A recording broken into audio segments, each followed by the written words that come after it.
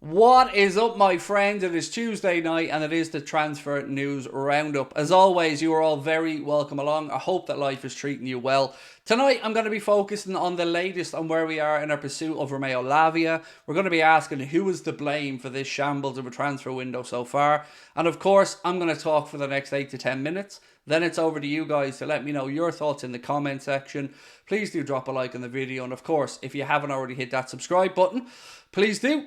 Right, so let's get straight into it because there's a lot to go through today. Right now, Liverpool have another offer in for Romeo Lavia. My information is that this offer will be accepted and that this offer is at the £50 million valuation. I've also been informed, and you don't have to take my word for this, it's been on social media as well, that the player, his representative and his family want this move to be concluded. Southampton were playing tonight, I think against Gillingham in the Carabao Cup, and he wasn't in the matchday squad, which is good news for us because he wants the move. But it's fair to say that whatever happens, and I think we sign him, and I think we get the player that we want, it hasn't been a smooth process. It hasn't been a steady process. If Southampton said 50 million was the number in June and that they weren't going to budge, I truly do not know why we are still in this position. Now, the big question on Liverpool's fans' lips right now is, who is to blame for this mess? Is it Schmadtke? Is it Klopp? Is it the owners? Is it a mix of everyone? Truth is, I don't have the answers to that. But what I do know is you have every right as a Liverpool fan to expect the best and to expect your manager and your team to be as strong as possible and have the best chance to succeed in the season ahead. We have not seen that happen. Now, I've seen a lot of people today get on the moral high horses again and try to talk down to other Liverpool fans and try to undermine other fans' opinions or beliefs. And again, that's not what this channel here is about. We want you guys to have a say. We want to, if possible, amplify your voice. But you've every right to be annoyed. John W. Henry and FSG have constantly said the same phrase. We want to underpromise and overdeliver. They've absolutely failed in that regard. We know that Liverpool Football Club generates a lot of money. We know that we've been told that wages were part of the problem. And as I've said numerous times throughout this summer, we have freed up a lot of money. Estimates between 50 and 60 million pound over the course of a season has been saved from players gone off the wage bill. So they can't use that as an excuse anymore. They can't tell us that they didn't have a pool of money there anymore because apparently they were willing to pay for Bellingham, they were willing to pay for Tchouaméni. Well, where's that money? Right now, we have spent £95 million. That could rise with some add-ons, of course.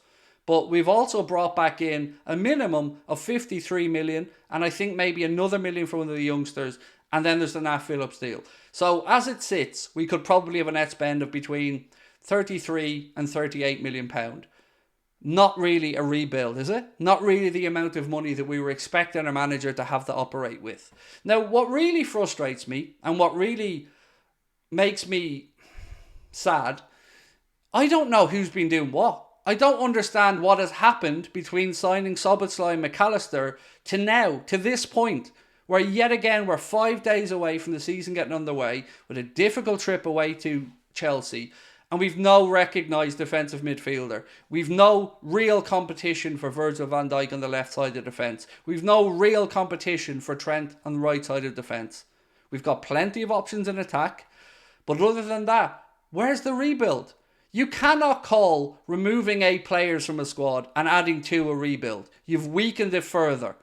We have signed less players than 17 other Premier League clubs in this summer. Think about that. Less than 17 others. If you're looking for transfers above 50 million since the owners have come in, well, I believe Manchester United have about 15, Manchester City about 16, Chelsea 15 or 16, Liverpool 5.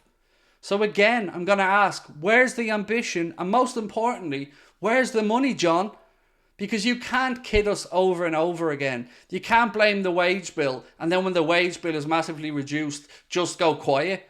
Because remember, our owner's been very, very silent throughout all of this. What you've seen and what I've seen have been more PR moves. More stuff about the search for investment and how that investment will come in time. Well, it hasn't come in time for this summer transfer window. It hasn't come in time to give Jurgen Klopp the tools that he needs. Remember Miguel Delaney's piece that said there was a growing belief inside Anfield 12 months ago that Jurgen Klopp could walk. Let that sink in.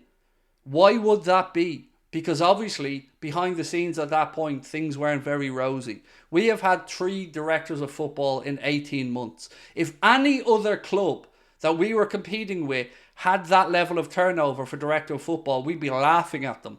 So Jamie Carragher was right to call out the owners, maybe Klopp, and certainly question why George Schmadtke was brought into the role. Because what has he done? Szoboszlai is one deal. We have seen other clubs turn over numerous players in and out. So what has happened? And how are we here? We need Lavia. We also need another midfielder. And we need a centre-back. But in fact, if I know who the centre-back is going to be, we've seen Josko Gvardiol, the ideal replacement for Virgil van Dijk in the long term, go to Manchester City. Now, before this window, I would have said, do Liverpool need to spend that much money on a centre-back? Probably not. But then we got the bonus money. Then we got the Fabinho and Henderson money. And that could have been enough to go and say, right, rather than spending 40 mil on a centre-back, let's push the boat out a little bit and get somebody who will cover there for the next 5, 6 or 7 years, who's a Liverpool fan and would absolutely love to come and play at Anfield. But we didn't. So who are we after? Who is the centre-back and where are the bids? If it's Inacio, dude still waiting over in Sporting. If it's Colwill, well, he's just signed a new deal with Chelsea. If it's Mark Gay at Crystal Palace, again, he's still sitting there. So what have we been doing? Do not buy into the PR nonsense. Do not let other fans tell you that you don't have a right to have an opinion because you don't go to the games or because you were born outside the city of Liverpool or, I don't know, pick another reason. It does not matter. You have every right to be critical of this ownership group. So, right now, we as fans have to come together. We can't divide. We can't belittle each other. We have to have one unified voice that says quite simply, spend the money, John, or sell, because we don't believe your lies, we don't believe your PR guff, and we don't believe that we are going to have these players come in. Where is the money? It is very simple. Where is the money? If you can't be bothered to keep the Red Sox active and competitive, what hope have we got as Liverpool fans? That's the city he has to walk around in, the city he grew up in, the team he supported, and he's not even bothered with them. So what hope do we have? They only understand one thing, my friends, and that is bad PR. So time to speak up and time to call out those who don't. Because we deserve better, Klopp deserves better, the players deserve better, and you deserve better. So it's over to you guys now. Loud and clear on social media. Let it be known you're unhappy. Let it be known that the owners have, again, come up short. They have not under-promised and over-delivered. They've absolutely done the exact opposite. So tomorrow, I hope to have news on this deal be completed for Lavia. I think it's very close right now. And I'm sorry that we have to get to this negative point again. And I'm very sorry that I have to try and urge people to be proactive in a negative way towards the club that we love. But that's what it's come to. That's where we're at. We want success. We have a once-in-a-generation manager. We need to make the most of them. Over to you now to let me know your thoughts in the comment section, my friends. Appreciate your time as always. And there will be brighter days ahead, but we have to fight for it right now. So let's be willing to do that. Much love. Bye-bye.